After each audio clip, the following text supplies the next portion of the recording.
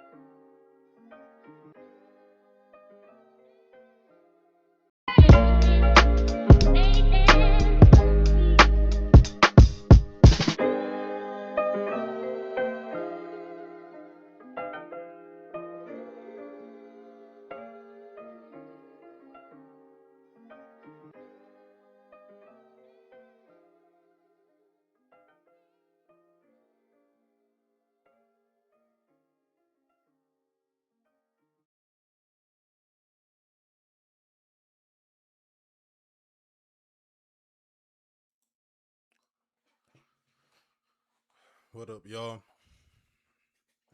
Let's chat it up. Let's chat it up. Let's talk. Let's talk. Good amount of things to talk about that's transpired. A lot of things have transpired. WNBA might be getting some new players. Oh man. Oh man. Oh Lord. Let's talk about it. Let's talk about it. Give me a second while I pull up my notes of the topics I got here today.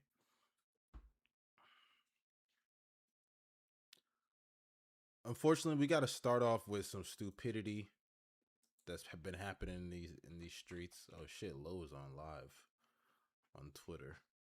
That's interesting.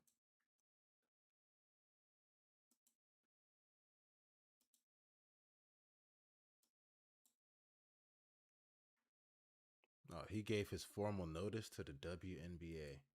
Wow. This guy is such a loser. We're going to talk about him.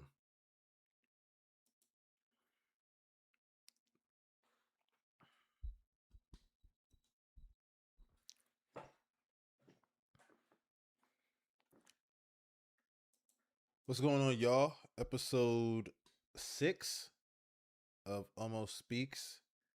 We here again to talk about some really anything and everything. Y'all already know we talk about it all over here.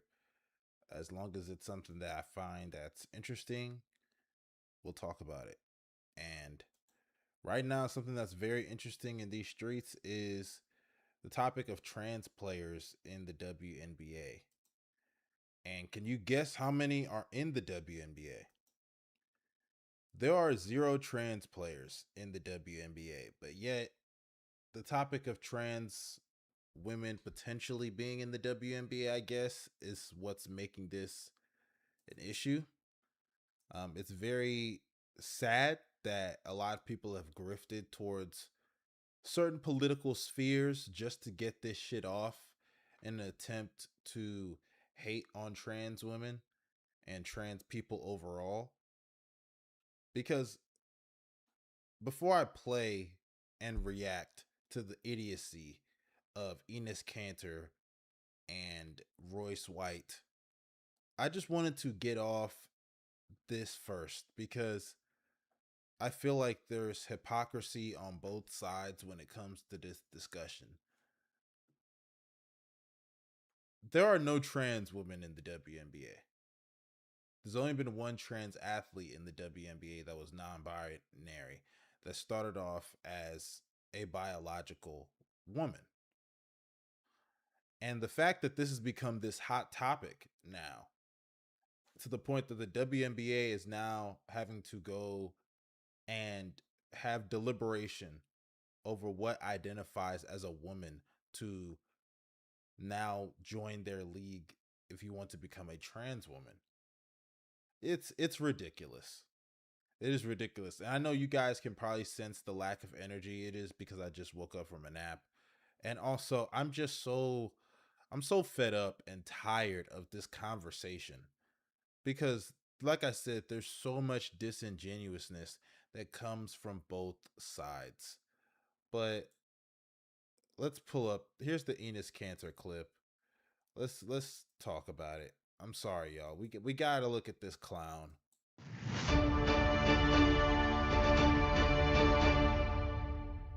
After careful consideration and reviewing the current eligibility guidelines, I am officially declaring myself a WNBA prospect. If simply declaring who you are is all that's required, then I meet every single requirement necessary to compete in the WNBA. My team and I have carefully examined the WNBA's eligibility criteria and governing framework surrounding self-identification and inclusion. Based on the current guidelines, I can and am officially declaring my eligibility for the upcoming WNBA draft in May 2027. I am definitely not here to mock, make fun of, or disrespect any community or personal choices. I am simply asking that the current rules be applied equally to everyone. The rules that represent the very values many WNBA players and coaches have publicly advocated for. My team and I are prepared to ensure these guidelines are applied equally, consistently, and without exception. And I look forward to the WNBA honoring its stated principles. See you at training camp. So there you go. That was the big news that sparked everything. Or at least it didn't spark everything, but it led to more dialogue around trans women in the WNBA. And he's a clown. Enes Kanter's a joke. He's a bum. He's a loser. He's a grifter. You got grifted out the league because you're a joke. You've never been accepted in the league because you're a joke. You got played off the court in numerous playoff series. You're not that good. I remember he even came out after he had his little rants about certain things we're not going to get into, but I just find it funny how he's sitting there saying he's not trying to make fun of anything, but you only came out. Let's start off with the fact that You've grifted into certain political spheres, and now you want to get into the trans woman conversation and ideology debate as it pertains to the WNBA when this becomes a hot topic. So he obviously is not a trans woman. He obviously does not identify as one. But for the sake of what the eligibility rules are in the WNBA and because they're so loose, now he wants to declare himself for the draft, and he won't get drafted. Him and Royce White, they're clowns, and I guess it's now time to pull up what Royce White did because he's a joke. He's a buffoon. He's a loser. He's a grifter.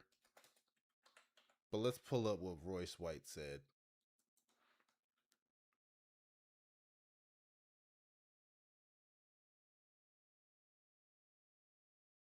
Why are you getting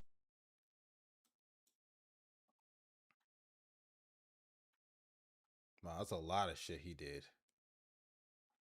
This guy's going out there putting a wig on.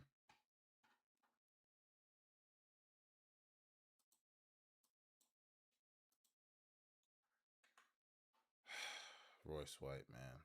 What a fall from grace. Going on Fox News to let himself get played. Here it is right here. Why are you getting involved, and how did the WNBA even get to this point? You know, right now I'm just having a blast in my feminine era. I never thought that I was a woman. You know, I've always trusted the science. And The Deschanel and Sophie Cunningham clip in the background is fucking insane. You could just tell they don't actually watch the WNBA. That's the wild thing. You could just tell. You just know they don't. thought I was a man my entire life, but you know, after further review, strong look at my personal preferences, it would appear that I am indeed sometimes identifying as a transgender woman, and I think it's only fair I get a chance to play with some of my queens here in the twilight of my career, my athletic prime. But yeah, like what a clown. What a joke.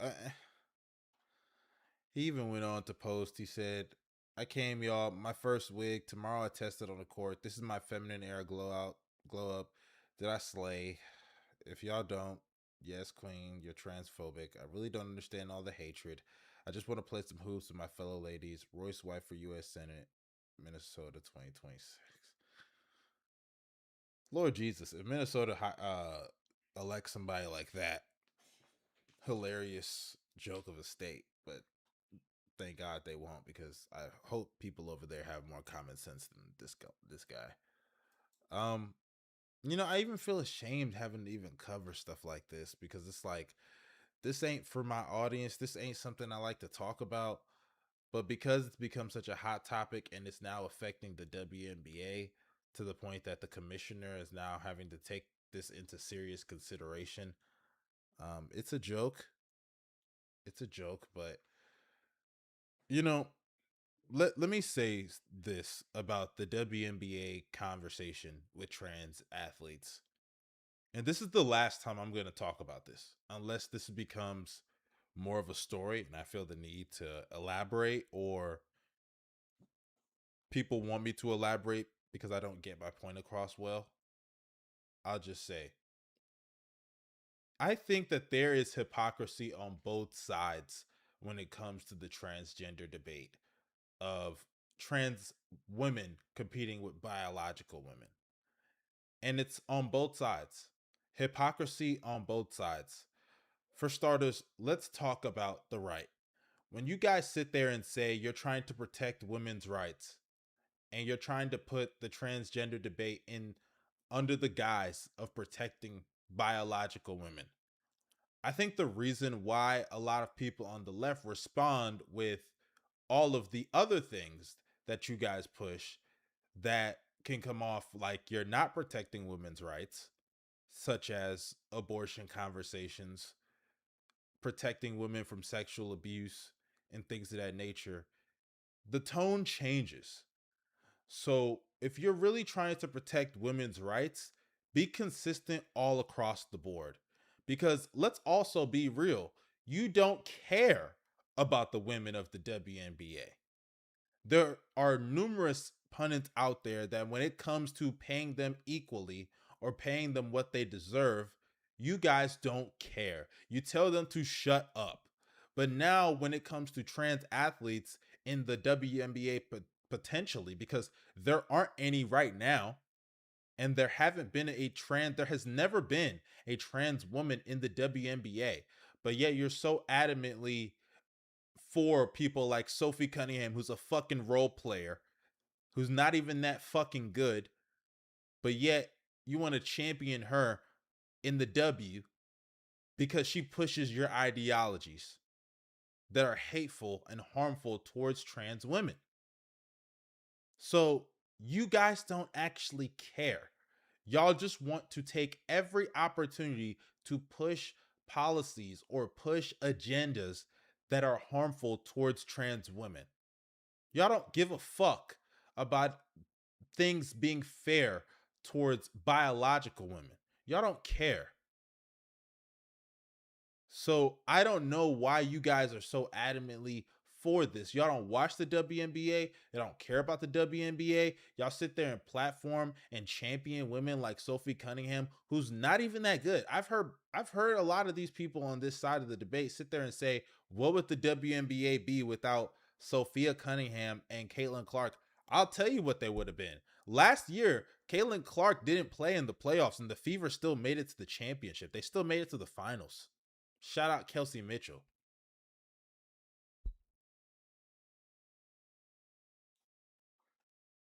It's wild to me.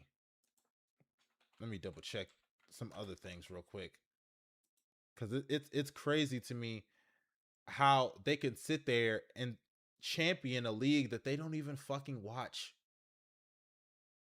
You don't even fucking watch it. That's the wild thing. Or excuse me, I'm sorry. They didn't make the finals. They made the semifinals. I'm sorry. They lost to the Aces in the semifinals. And I'm not a consistent WNBA watcher.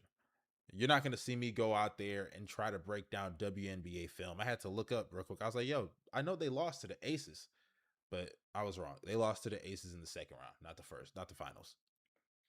But my point is, though, it's disingenuous what they say on the right. But then I have to look at the left. And I have to be honest. When it comes to me and my thoughts on trans athletes in the WNBA or in biological women's sports in general, yeah, when it comes to my thoughts on trans women in biological sports, I personally don't agree with it. I do not believe trans women should be competing against biological women, primarily in sports that they have a physical disadvantage, which is pretty much all these professional sports, right? When you look at the biology that they have, there are things that you just can't change. You just can't change. Lung capacity, how the pelvis sits on the groin, like hand size, things of that nature. Yes, you can take certain treatments, estrogen, reducing testosterone levels, increasing testosterone levels, whatever all those things are, the hormones, all those things can be edited to that degree.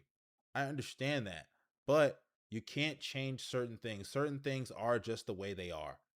And people are being disingenuous when it comes to these conversations on the left, trying to make it seem like trans women are just the same as biological women when it comes to sports. And it's just not true.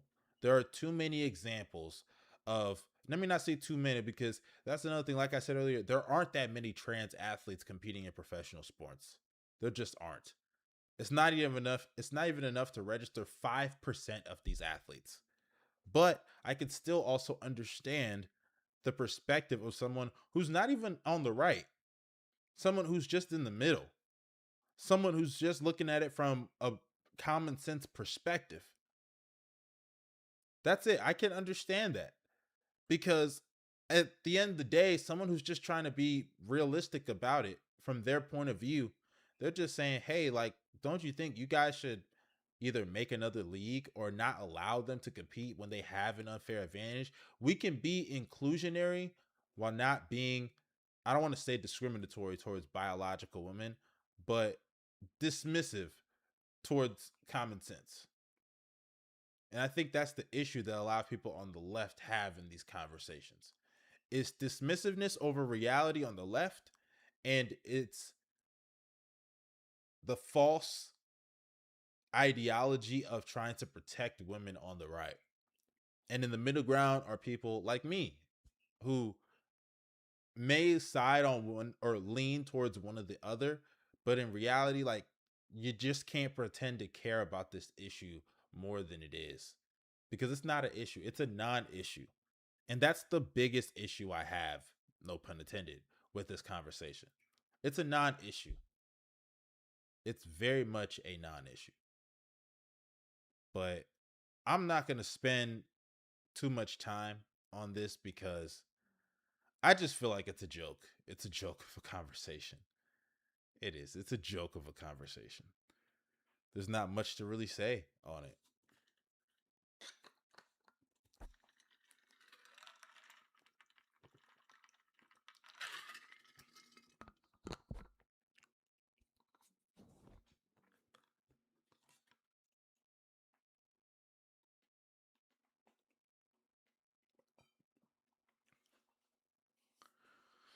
But yeah, I'm not going to spend too much time on that.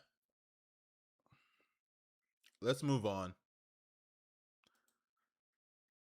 So let me pull it up here. We're going to talk about Roman Reigns and how a lot of people have really been dogging on Roman Reigns lately. There's been a lot of conversations about Roman Reigns lately.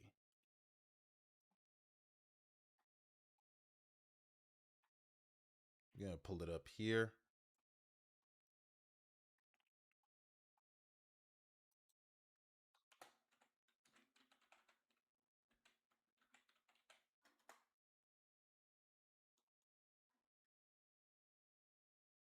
Bro, is Twitter crashing? Oh, Lord.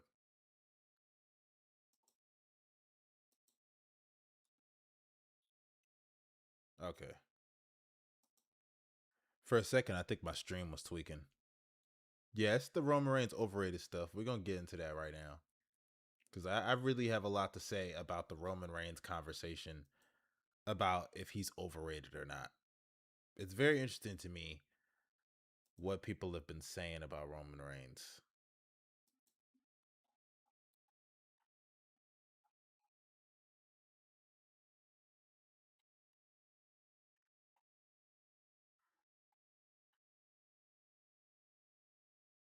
I'm trying to find the quote here, but it's not here. But I saw it on Twitter.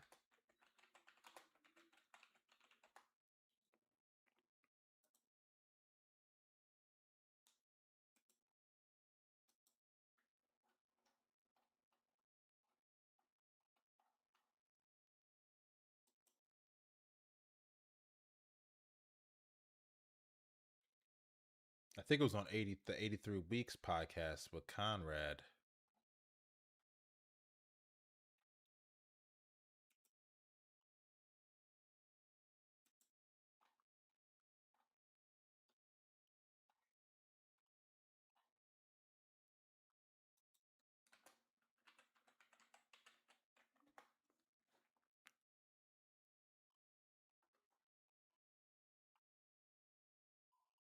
Here it is right here. So here's the exact video. So we're going to pull it up. So it was a debate. I don't know why they got AI, Eric Bischoff and Conrad in the background. That's kind of weird, but you know, this is probably the most that people have talked about Eric Bischoff in quite some time. So here it is. Let's pull it up.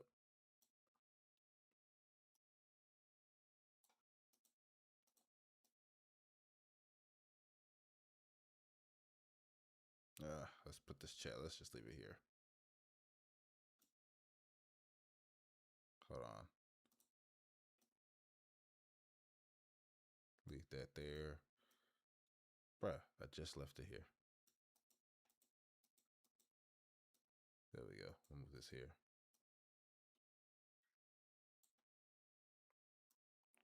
There we go.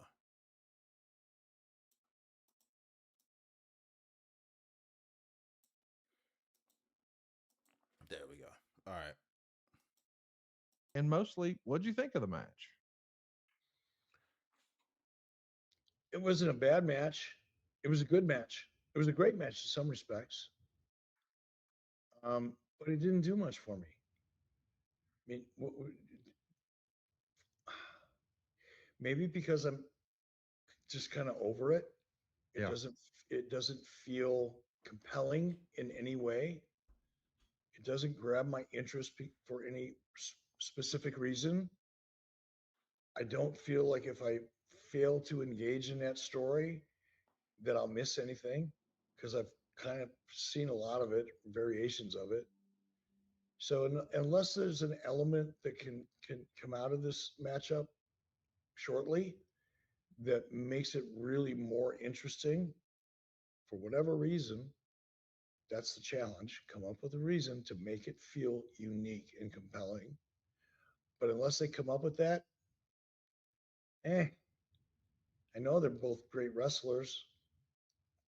I know a lot about them. I just don't know anything new about them. So I really don't care about it. Hopefully they can make me care. I'm going to give you a hot take that's going to annoy you and probably piss you off, but here. Before he gets into that idiotic take that I assume he's going to have, I'll say this when it comes to Roman Reigns versus Seth Rollins. I don't think that take from Eric Bischoff is a bad take to have.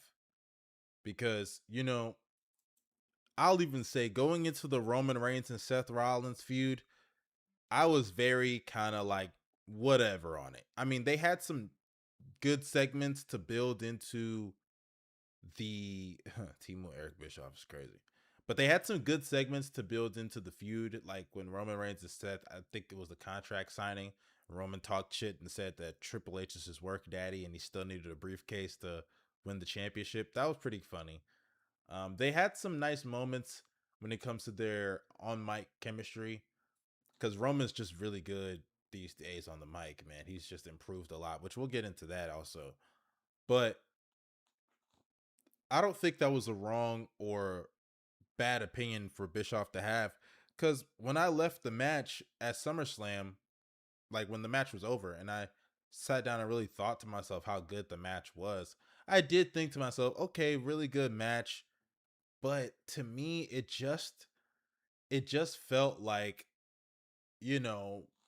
a very formulaic Roman Reigns match. And that's not a bad thing.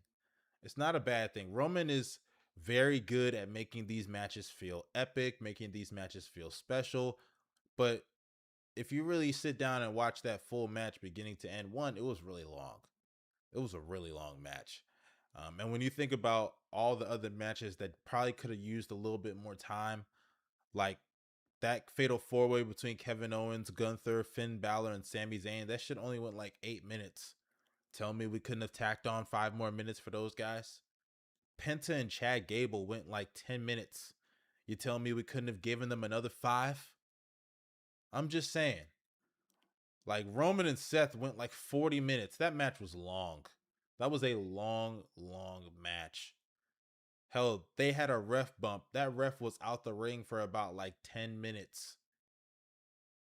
You feel me? Like it did feel like that match dragged a little bit. And it felt like, yes, they're putting a bow on this story. So you want to give them the time to go out there and do their thing, get their spots, tell their story the right way that they want it to be told. But at the end of the day, it was like, dang, okay, like, can we wrap this shit up? Because we've been there, done that with the Shield. And I hate to say this also, and I know this is not Roman and Seth's fault, but Dean's not here anymore. It's about time we put this Shield shit to bed already. Okay? We're never going to get Roman and Seth coming out to Sierra Hotel, India, Echo, Lima, Delta, the Shield. We're not going to get that. And it sucks, but those days are done. And I don't think Jon Moxley will ever come back to WWE. Maybe one day in the far, far future for a Hall of Fame induction as a member of the Shield. But that's it. It's time to put the Shield lore to bed. I would be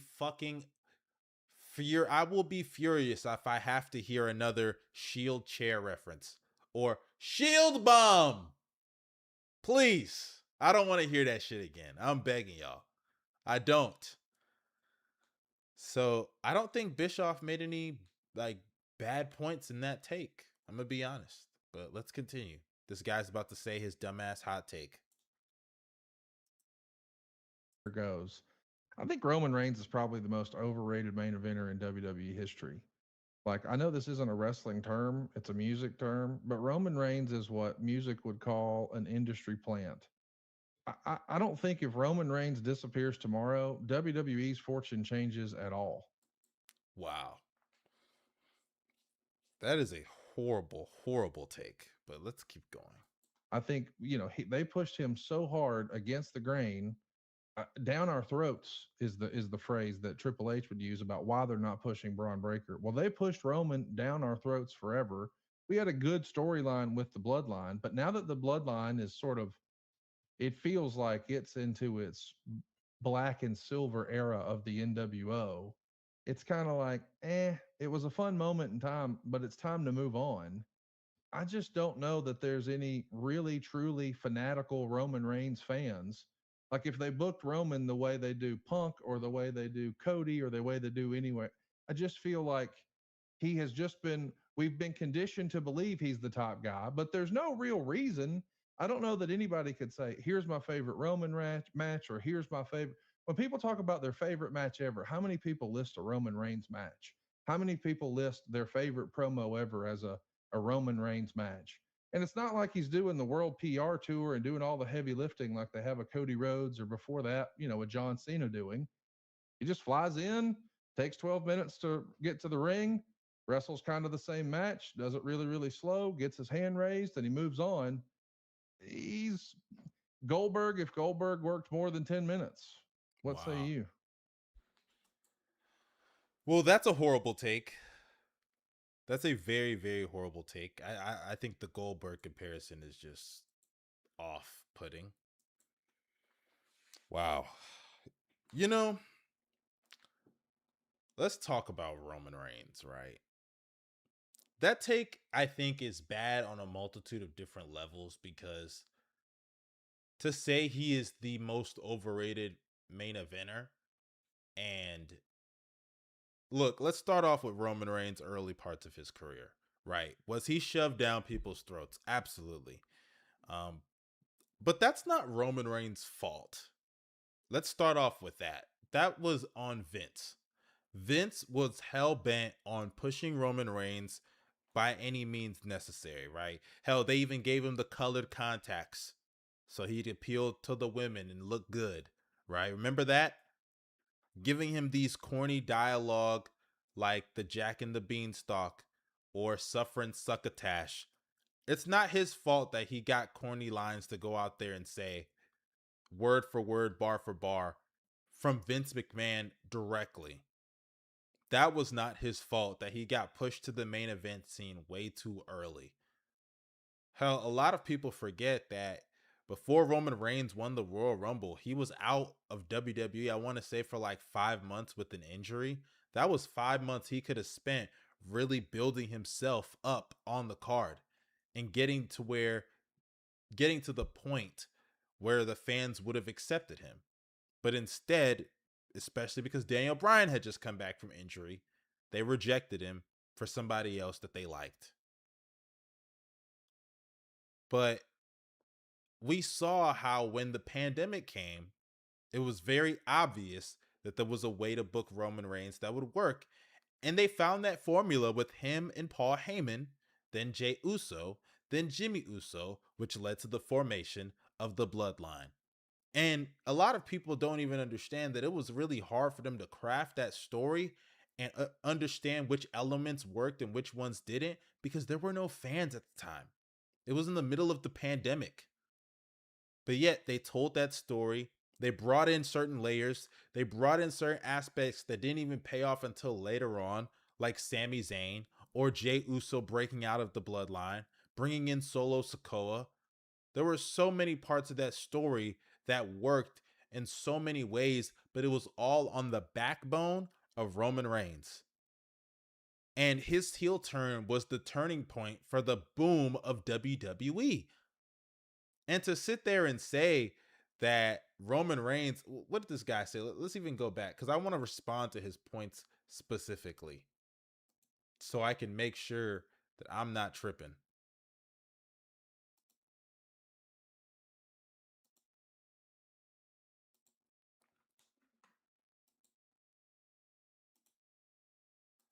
But it's time to move on.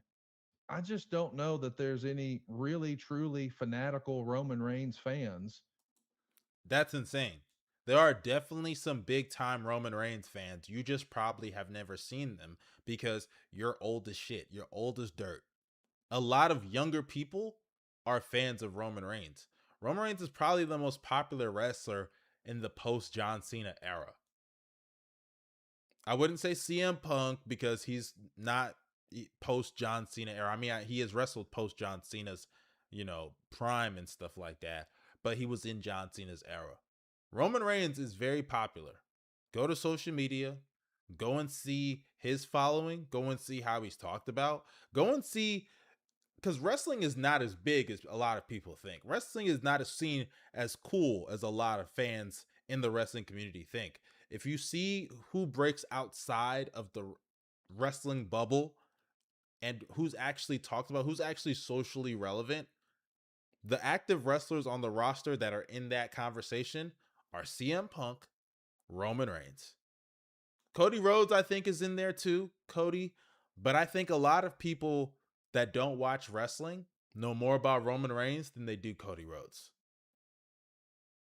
So that's kind of crazy to me. Like if they booked Roman the way they do Punk or the way they do Cody or the way they do anywhere, I just feel like he has just been, we've been conditioned to believe he's the top guy, but there's no real reason. I don't see, and that's also insane. To sit there and say we've been conditioned to believe he's the top guy, but there's no real reason. Let's get something straight here. When Roman Reigns was doing the Bloodline story with Sami Zayn, with the Usos, Solo Sikoa, and Paul Heyman, those segments, those top segments, like the trial of Sami Zayn or when Jey Uso turned on Roman Reigns, like those segments that they had on SmackDown, those were highly rated segments. They were doing around 3 to 4 million views on SmackDown. What are we talking about here? That's because of Roman Reigns. That's because of the story that they told around him as the head of the table of the Bloodline. And then he said, nobody has ever said that no one's ever had a favorite match be a Roman Reigns match. I feel like a lot of these complaints that he's giving off, can't that be applied to John Cena? A lot of people say John Cena wasn't a great wrestler. A lot of people say John Cena's matches are formulaic. He has the same matches, the 5 moves of doom. A lot of people say that. And then you add on to the fact that, John Cena, we talk about being shoved down people's throats. John Cena got shoved down people's throats. The fans rejected John Cena. And then you said a lot of people may not have a favorite Roman Reigns match.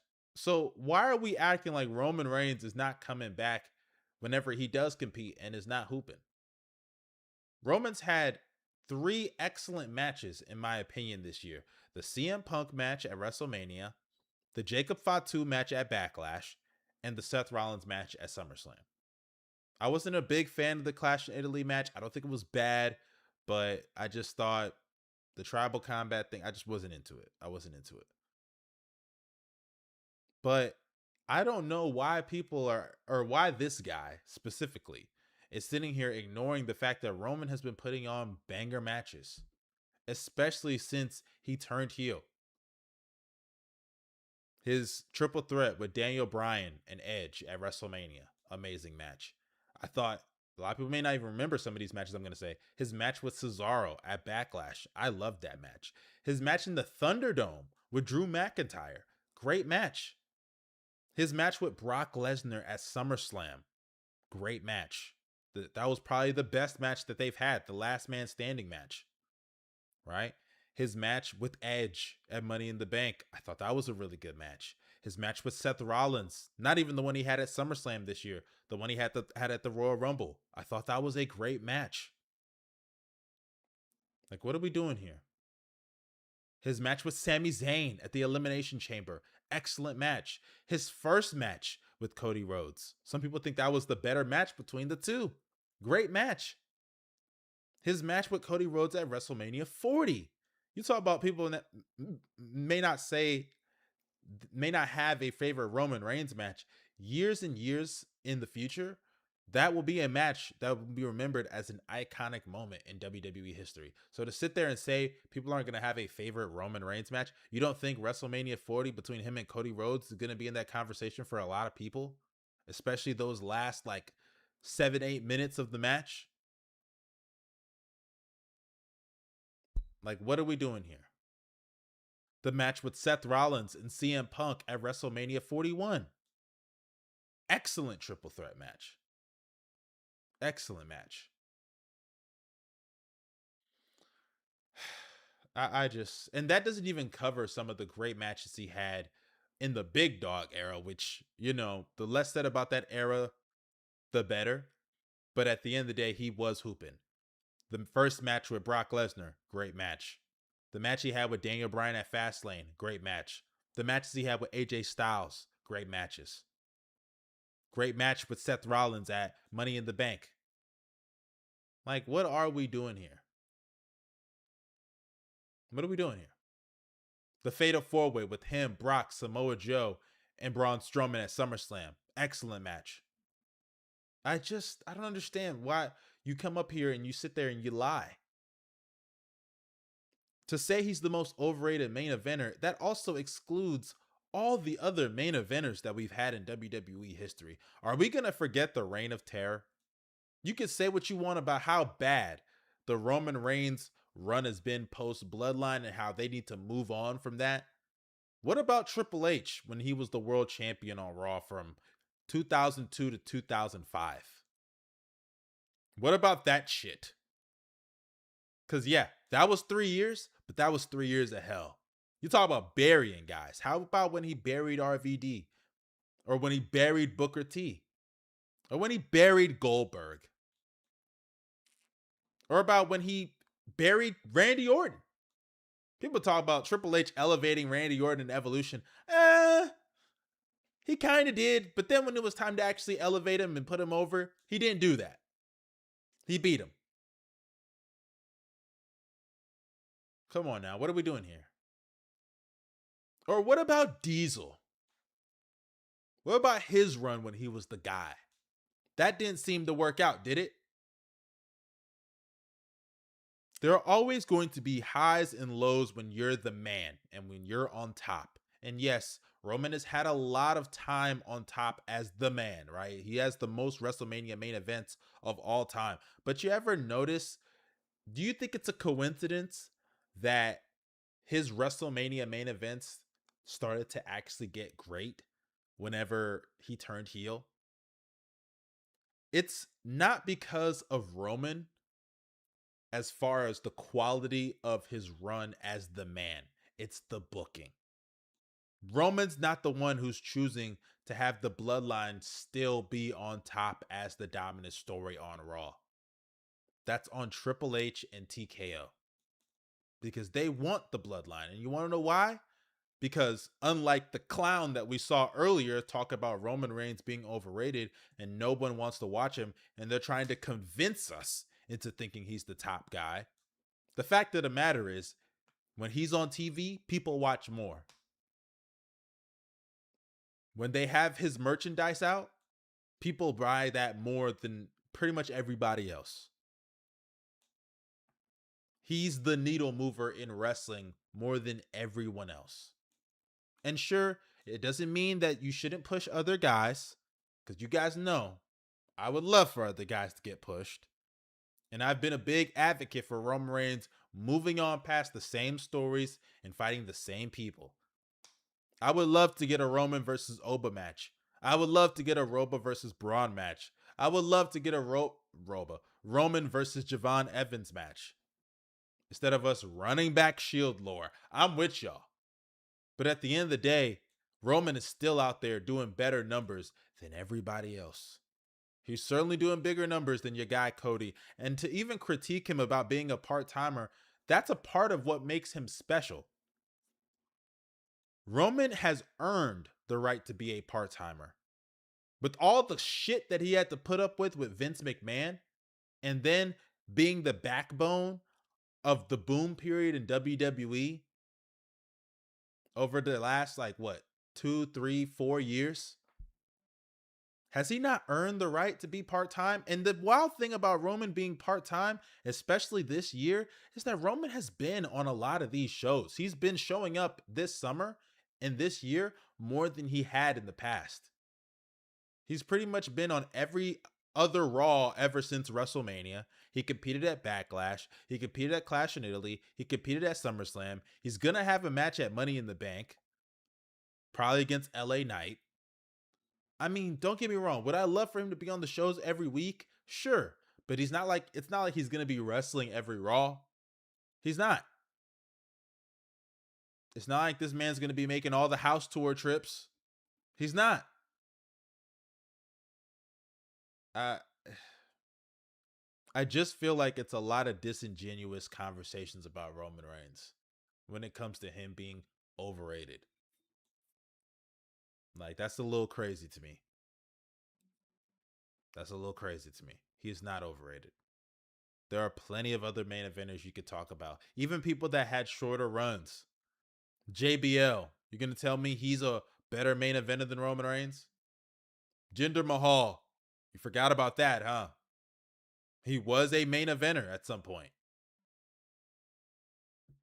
I mean, we can go down the list, but if you want to talk about people that the company actually put 100% trust in for a good portion of time, Diesel and Triple H come to mind. Those two specifically, especially Triple H. You talk about the most overrated main eventer. Triple H is right there. Hell, I'll even go this far. Some people may kill me for this. Randy Orton. Randy Orton is someone that I think a lot of people romanticize as someone who, look, he's a legend, he's great, but please tell me the 10 great Randy Orton matches that are going to stand the test of time. There are going to be some great Randy Orton matches that you could probably think of, but really stand the test of time. Really think about that. Randy Orton is a moment guy. He's an aura guy. And he's had some really good matches, but great Randy Orton matches? I don't know, man. Especially in the later half of his career, where Randy obviously was going through the motions, relying on the rest holds. I don't know. Randy's a hooper. Randy's a great wrestler when he wants to be, but keyword when he wants to be. Come on now. Let's be serious about this. I feel like a lot of you guys are forgetting a lot of wrestlers who were main eventers if you think that Roman Reigns is the most overrated main eventer in WWE history. That's kind of wild to me. But speaking of wrestling, let's keep going with that. So recently it's been announced that, unfortunately, Chelsea Green is injured. She posted a video online talking about her orbital bone being injured. And some people are posting about where the injury happened or took place.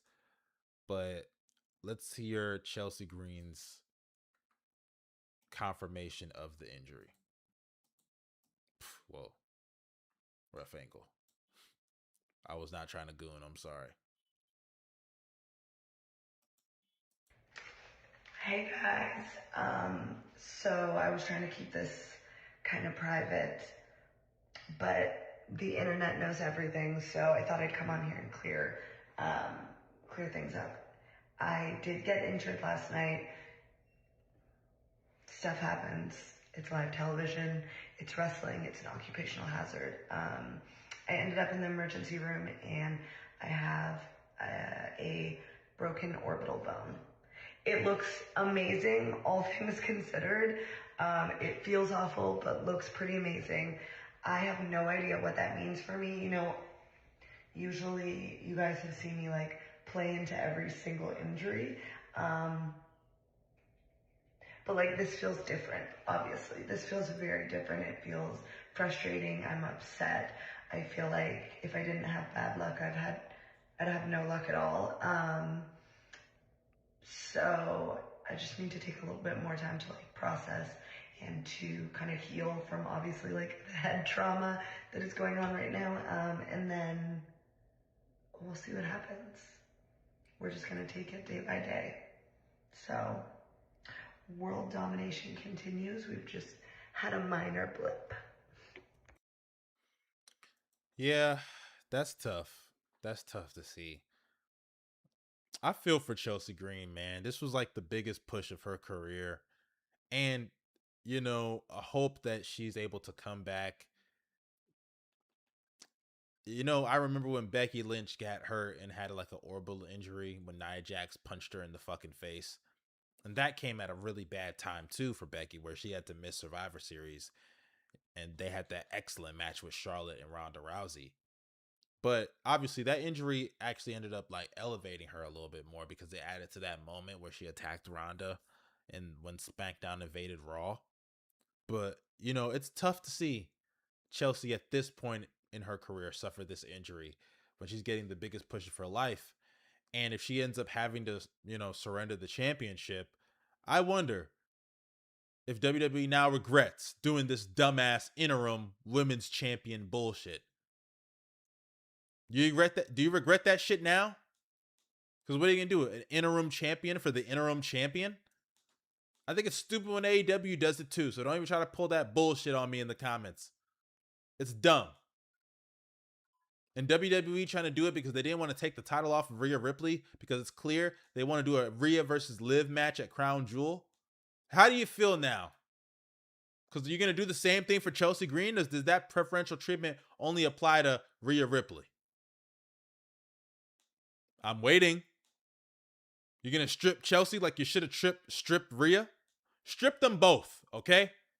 There should be no interim champions. It's dumb, and this is the reason why. Because what if your interim champion gets hurt? Orbital injuries can be serious. Luckily, when Becky got hurt, it wasn't too serious to where she had to miss a significant amount of time. She missed Survivor Series, and that was tough, but Charlotte took her place and did a great job. She didn't take her place as the fucking champion, though. So I want to know, WWE, are we going to have double standards now that Chelsea Green's hurt? Or do those rules only apply to the ones that you like? Because if you strip Chelsea of the title, which you should if it's serious enough to the point that she's going to miss like 5-6 months, then you need to do the same for Rhea Ripley. Rhea Ripley just had surgery, and I just seen her show up on a stream. It doesn't look like she's healthy, man. It doesn't look like she's close to returning. So do the right thing and strip them both. It's only fair. But best wishes to Chelsea Green. It sucks, man. It sucks to see her hurt. It really, really does. That sucks, man. Best wishes to her. At least she had her moment at SummerSlam. But speaking of SummerSlam and what came out of it, Kevin Owens and CM Punk had a really good promo on SmackDown. I liked it. So yeah, let's go over it. So CM Punk came out, interrupted Cody Rhodes, basically said he had nothing to do with Randy Orton's attack, whatever. I'll get back to the Cody and Punk stuff in a second. But CM Punk and Cody Rhodes are interrupted by Kevin Owens. Kevin Owens comes out, has a little stare down with Cody, and then comes to the ring. And he even calls Punk Phil, right? They address the whole basketball shorts thing between them two because for those who don't know, when Kevin Owens was on the indie scene, he had like a little beef with CM Punk because CM Punk used to get on him about wrestling in basketball shorts. For those who don't know, that is what Kevin Owens wrestles in. And CM Punk was like, "You're basically wearing your attire." Kevin Owens said no. And Kevin Owens said he doesn't believe CM Punk has changed like a lot of people have said. And CM Punk basically said, you should be thanking me because I paved the way for guys like you. And he's right. Look, I've said this so many times. A lot of people in that WWE locker room that have come up through NXT, the Adam Coles, the Johnny Garganos, the Kevin Owens, the Sami Zayns, a lot of those guys should be thanking guys like CM Punk and guys like Daniel Bryan. Because from what I remember, it's very, very few small little guys that got opportunities that were competing on the indie scenes. And don't get me wrong, WWE's had their fair share of smaller guys win world titles, right? Like, fair share is an understatement. But Rey Mysterio, Eddie Guerrero, Chris Benoit, say what you want about those guys, especially Chris. But those were relatively smaller guys, right? Hell, even Kurt Angle, not a big guy. Shawn Michaels, not a big guy. Stone Cold, not a big guy. But in terms of the look of indie darlings, people that weren't like genetic swole freaks, hell, they're not even like super high flyers. CM Punk and Daniel Bryan, they paved the way for guys like Kevin Owens to walk through the door looking the way he looks. Sami Zayn looking the way he looks, who can now call himself a former WWE champion. I think there's a lot of gratitude and debt owed to guys like CM Punk and Daniel Bryan. Because at that time, they weren't looking for guys like Samoa Joe. Remember, Samoa Joe was passed on by WWE. They said, you're not who we're looking for. It was him and John Cena. They had a match on the indie scenes back then. I think it was in OVW. Correct me if I'm wrong. But Samoa Joe went up to Jim Ross and said, hey, what about me? Because they offered John Cena a contract. And Samoa Joe, you know what they told him? I'm sorry, you're not who we're looking for. Let's be honest here. Look at Samoa Joe and look at John Cena. It was very obvious the type that they were looking for. They passed on Samoa Joe. Nowadays, they'd hire a Samoa Joe in a heartbeat. Go look at NXT down there. Now, I guess nowadays it's a little different because NXT 2.0 things kind of changed. But in Triple H's NXT, Keith Lee wouldn't even be looked at 15, 20 years ago. But when guys like CM Punk and Daniel Bryan got over, it showed WWE and Vince that sure, you don't have to make them the top guy, but give them a spot on the mid-card. They'll do well. It opened up the floodgates for someone like Kevin Owens to become a Universal Champion, which he also referenced in his promo. He said it's been about 10 years since he was the Universal Champion. And he can't wait to beat the shit out of CM Punk. This is a great promo, man. This is a great promo. And it's wild to me how in one promo, CM Punk and Kevin Owens got me more invested in seeing their match than 3 weeks of mediocre build between Cody Rhodes and CM Punk. Man, I love the promo though. I love the promo and I cannot wait to see their match. They even had like a little thing with Sami Zayn and Kevin Owens backstage where Sami was like, look, like, I'm happy for you. If anyone's going to beat CM Punk, I would love for you to be the one to beat CM Punk, but don't think that what I want is going to stop because it gets in the way of what you want, right? And Kevin Owens even said that, bruh, wouldn't you have done the same thing if you were me? And last time I checked, the last match I had, I beat you. So I had a claim in that Fatal 4-Way match. And, you know, that was interesting. I like how they're not just going straight into, I hate you, let's have a match thing with Kevin Owens and Sami Zayn. Let that build. Those are the two guys that can literally go out there and have hundreds of matches. And it's just going to be great each time. And the fans will never get tired or bored. That's how you do a rivalry. When they do the fight forever thing, those are two guys that will literally fight forever, truly. So I love to see what they do with those two going forward. And it seems like Kevin Owens is a babyface. Sami is kind of like in the tweener role, but I think Kevin Owens could actually thrive in the tweener role too. I don't think either of those two need to be like complete baby faces or complete heels, because Kevin Owens is at his best when he's a heel, and I don't want him to come back and just become a baby face. I feel like Kevin Owens had just turned heel around the time that he had left. So for him to come back and be a babyface, of course he's going to get cheered, don't get me wrong. But, you know, I think for him to be a tweener so he can let some of that heel persona come through, I'd like to see that. I would like to see that. Now, a couple of minor things to get into. The NFL Hall of Fame, they announced their eligibility for certain players, and I wanted to go over some of those players. I did see this video of Kawhi. Actually, I didn't see it yet, but I did see someone post about it. Let's react to that shit. That shit, apparently it was funny as hell, people were saying.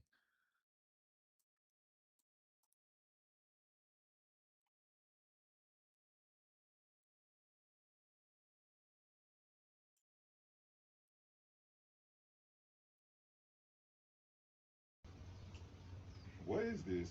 This guy's over here playing pros and he scored 60 points on Paul George? Who is this? What is this? It's the G-Mung 116 100-point challenge. Man, there's no way he's gonna score 10 points on me. I'll lock this dude up. He look trash. Bro, this seems like AI. This gotta be AI. They said the scandal got Kawhi trying to up his PR. He tried to ignore it. Oh, man. Oh, this is the video?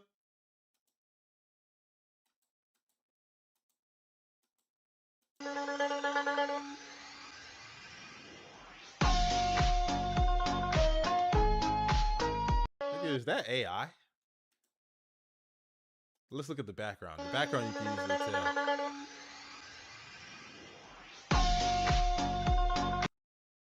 That's got to be AI, right? I mean, I don't know. Slow-mo for a miss is crazy. Slow motion for a miss is nuts. Someone said, is this AI? Since when does Kawhi talk this much? I'm telling you, man. That shit caught me off guard. I'm not gonna hold you. That was funny as hell. Kawhi out here living his best life before the feds come and get him. Him and his Uncle Dennis. But that's not even actually what I wanted to show you guys. I wanted to pull up the Hall of Fame, the first time eligible people for the Hall of Fame. Here it is right here. So here are the first time eligible candidates for the Pro Football Hall of Fame class of 2027, which includes Rob Gronkowski, Ben Roethlisberger, Adrian Peterson, Richard Sherman, Cam Newton, Antonio Brown, Le'Veon Bell, Andrew Whitworth, Alec Mack, Gerald McCoy, and Eric Weddle. This is interesting, right? Because this isn't about who's eligible and who will get in. It's about who's eligible for the first ballot. Because Rob will get in. That's a no-brainer. He will. Ben Roethlisberger, he will get in. Is he going to be first ballot? I got to see the other names that are available, because these are just the people that were first time eligible. Adrian Peterson, he'll get in. That's a first ballot, no debate. The rest of the names, Antonio Brown is the one that should be first ballot, but they're going to hold him out. He won't make it. Antonio really probably may not make it till he dies. I really do believe there's a chance. If you see how they did Terrell Owens, come on now. Terrell didn't make it first, and I don't know if he made it second, but I know by the third try, if he didn't make it second, he definitely made it by the third try. So that says a lot. And considering Antonio Brown's done a lot worse, come on now. Richard Sherman, I think Richard Sherman will make it. I don't know if he'll make it first ballot. He should, but I don't know if he'll make it first ballot. Richard Sherman was the best cornerback in the league for a good 2-3 year stretch with some of the most iconic playoff moments. The tip pass on Crabtree, legendary. Don't try him with a sorry receiver, man. Don't try him with a sorry receiver, because that's the result you're going to get. But I think the guarantee first ballots are Rob, Ben, Adrian Peterson. I mean, it's weird for receivers, right? Because I think they only induct like one receiver a year. Torrey Holt's been waiting for years, and he's not in. Isaac Bruce is in the Hall of Fame, but not Torrey Holt. I don't understand that. Torrey Holt's been waiting for years, man. How can you have a key part like that to the greatest show on turf not be in the Hall of Fame? I don't understand. Torrey Holt should be in. If they're not going to put Antonio Brown in, at least put my boy Torrey Holt in the Hall of Fame. Le'Veon Bell's eligible. I wish he could get in, but he's not. I'm a Steelers fan. Y'all know I would love for all of the big three to get in. Ben, AB, and Le'Veon. Come on, I would love that, but no, it's not going to happen. Cam Newton's not getting in. Hall of Fame peak, but just not enough longevity. And yeah. But real quickly, let me address something I seen on Twitter that I thought was just hilarious. Drake is a really funny guy. Motherfucker is 40 years old, doing what he's doing.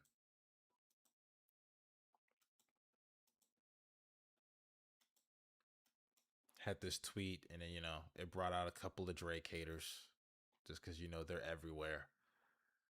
Jobless, looking for shit to reply to. Had a post where I said this nigga is almost 40 because he's out here saying shit like this. I appreciate all the love. I appreciate the last few months. It's been incredible for me, I dropped 3 on that head top. These guys are dropping albums. It's like hello and goodbye. You know what I'm saying? And careful with that reply because the pen isn't dry. I'm just letting you know. That's. I don't even know what to say to that. I think Drake is he's just so ridiculous. That's what I'm on. By the way, let me pop it. Yes, double chrome bracelets. Okay. Cartier that your grandma would wear. Hello. Don't even want to say the price tag. Diamond cross on the jeans. Like, it's just really, I don't know how to explain it other than I'm having. I appreciate all. This nigga is almost 40 years old.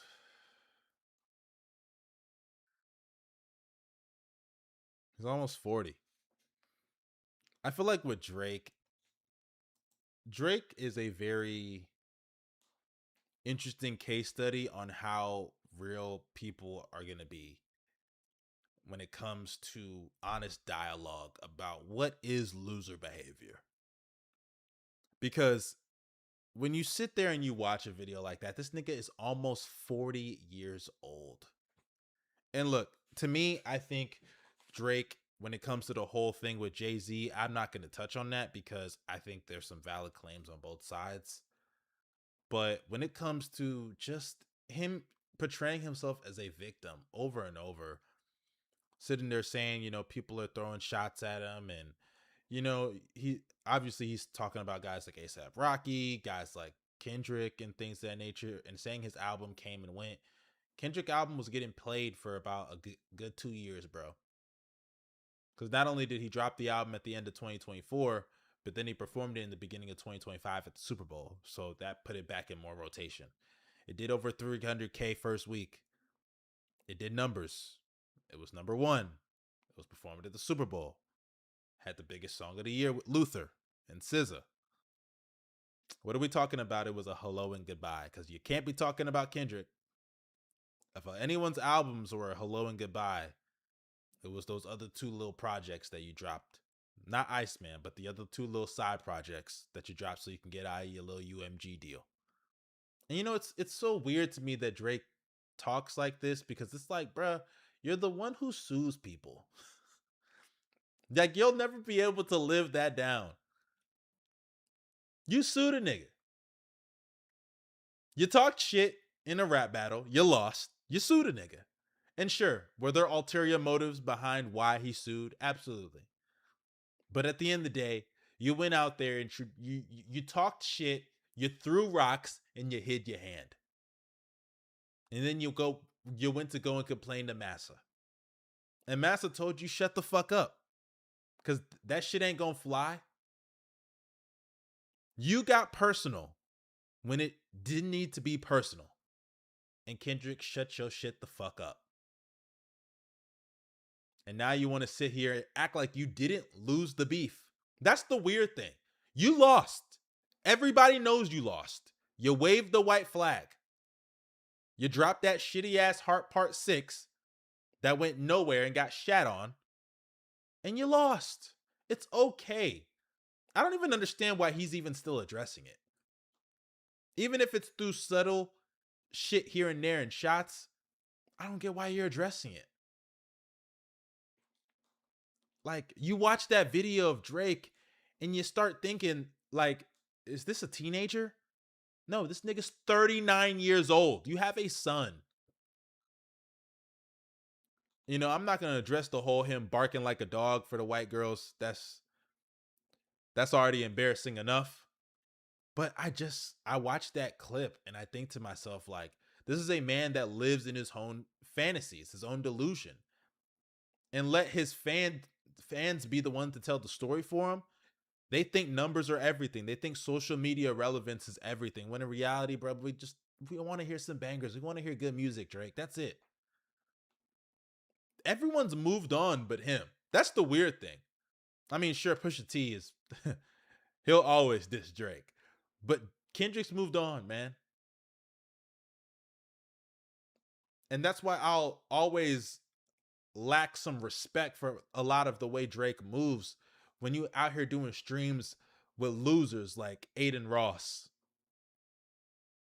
I always lose some respect for you.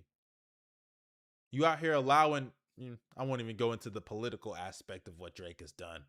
But regardless, it's wild to me. It's wild to me how delusional he is in the fantasy land that he lives in. But yeah, I just wanted to touch on that a little bit. But that wraps up this episode, you guys. I appreciate you guys for pulling up, showing out.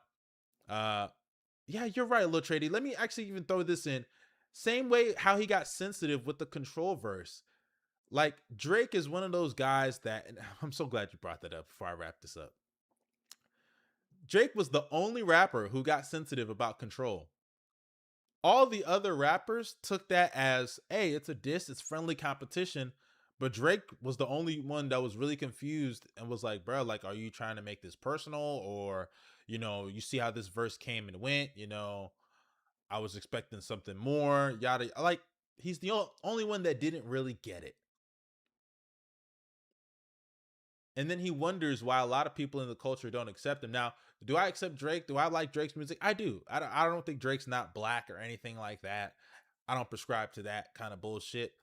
But at the end of the day, Drake moves in a way that looks away and then acts like, why aren't y'all more accepting of me? Buddy, it's because you do corny shit. And I think that's just kind of a part of his character. Drake plays a character. There is no real Drake. Aubrey Graham is the person. Drake is the persona. And he'll do whatever it takes to keep that persona relevant. I've always said this before in the past. I think Drake, J. Cole, and Kendrick, there's a reason why they're the big three. Because what they strive for, they're kind of the best in their own lanes of hip hop. J. Cole is trying to be the best rapper. Kendrick is trying to be the best artist. Drake is trying to be the biggest star. And that's not a knock. But if you go down that lane, a lot of times you're going to have to do certain things that either you're not comfortable with or your fans or the people are not comfortable with seeing one of their favorite artists do. And it results in you being a fucking cornball with shit like this. But hey, man, maybe I'm just a hater. I'm just the loser ass nigga that ain't accomplished shit. Because I know that's what a lot of people will say. I'm just a K-bot. And trust me, I'm a Kendrick fan. He is my favorite rapper. But Kendrick has nothing to do with this opinion I have. It really doesn't. I wasn't even around when the beef happened. I was at basic training. But yeah, and I'm a Drake fan. I fuck with Drake. I still do. I liked Iceman. I was a little up and down on the album when it dropped, but it grew on me. I like Iceman. But yeah, that's really all I can say. But appreciate you guys for coming to the stream. Not too much to talk about, but a good amount of stuff for me to do a stream. Expect some clips to drop tomorrow. You guys stay safe and have a blessed day.